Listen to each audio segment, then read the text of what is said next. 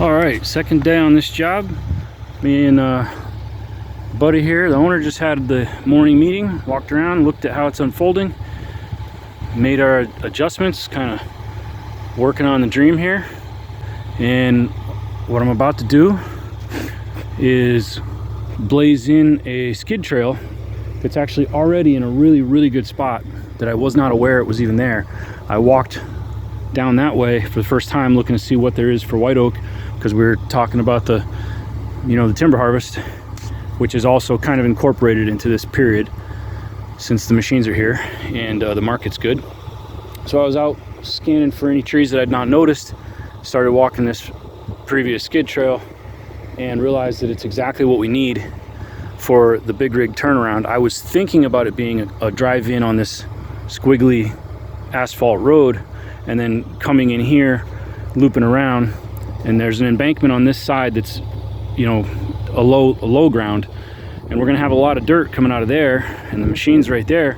Instead of me pushing it all and building up this pad that we didn't really need, it was just a place to put the dirt so it didn't just look like a random mountain of dirt somewhere. The concept of pushing the dirt to the edge of the asphalt nice and loose so that the skid steer can just blast in, get a big heaping full bucket, spin around, do a donut on that ice without wearing the tracks out, and just sling it over there. The concept is that a semi can come in, put the tractor up on that part to jack the trailer up into it's gonna be our logging road, but when I'm done, I'll make it the backup zone in case an excavator or something like that is ever getting dropped off here. It'll be a spot to unload, and then the rig could leave. And I figured that it would come out this way on the asphalt road.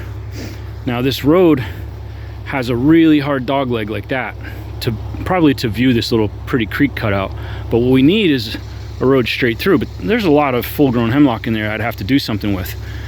The skid trail is perfect because it comes out right at the gate, and then you really can't see it. And then if any trees block this road, by surprise, because we do get a lot of windstorms and stuff like that up here. Trees lay down all the time, especially mature pine trees like this.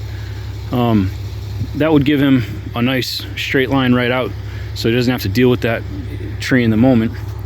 And so what I'm fixing to do right now is just all of these trees are going to come out. He liked that idea. I love that idea. So all these little junky trees are going to come out. These two are going to get sawed off and maybe stump ground. The grade will get brought up flush right here with attention for a runoff, to make sure the runoff doesn't cross the asphalt driveway headed this way. There is some accent lighting that's buried in here, so I'm not going to push these, because the chance of A, ripping the lighting, or B, ripping the asphalt is not worth it. So I'm going to cut them up high, and then I'll flush them off. I'll dig the dirt off if I have to, and flush them off as low as I can, and then later, if it's not low enough, we can just hit them with a stump grinder. No big deal. And so I'm gonna start moving these little wood piles around, some for saw logs, not that they're big, but he's got a sawmill, so nice and straight, nice poplar, make some trim or something. Anyway, I'm gonna pile up this firewood on one side and the potential saw logs that are not big enough to sell, the hobby sawing logs, at a different pile, and start hitting this area. Stay tuned.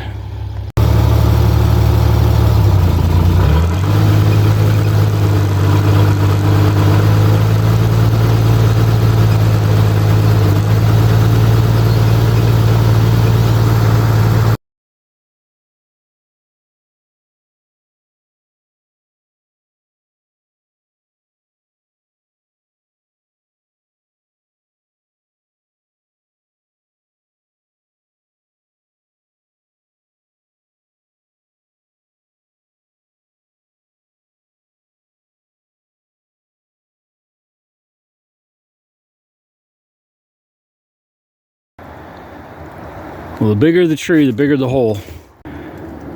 Well, the bigger the tree, the bigger the hole. The bigger the root ball, the more dirt that's stuck to it. And of course, the bigger the hole, the more dirt you need to backfill it. And the bigger the root ball, the better it holds on, because it's such a large network of roots, big lattice. And it takes a powerful machine to rip that clay out of there. One nice thing is that the rake can brush back and forth and loosen some of that, kind of break up some of the finer roots, just smear them side to side. You got a lot of dexterity in that blade, in that 6-way blade. And because that comb is sticking so far straight out now, it's almost like a paintbrush, you know, and it's got a lot of side to side stroke. So pretty handy. It's an unintended positive outcome. This main spar is just about to snap. I mean, there's barely any metal holding it. I'm probably gonna have to pull it off today, put it in the truck, and bring it home and weld it up tonight and come back tomorrow. Tomorrow's the last day before we have rain. Probably need to go shovel the snow off that cab because it keeps pouring down on me. That's about a 16-inch at chest high, something like that. Red oak. I'll probably actually make a couple saw logs out of this. The other one will be firewood.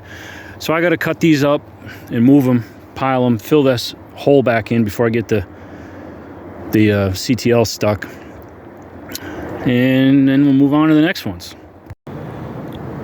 No, I did not buy a drone. I'm just standing up on the roof here. If you guys want to buy me one, maybe I should put a link in the comments like everybody else and solicit your donations.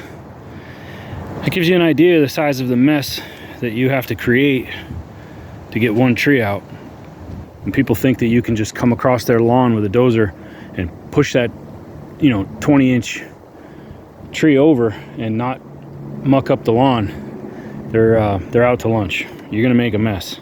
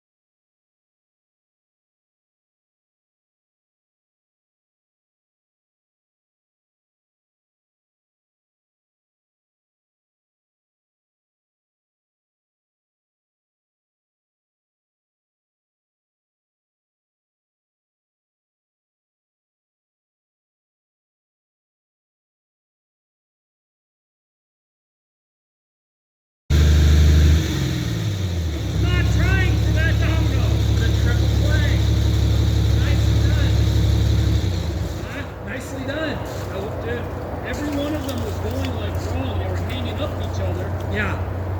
But that was twice, and it's on tape. I saw that.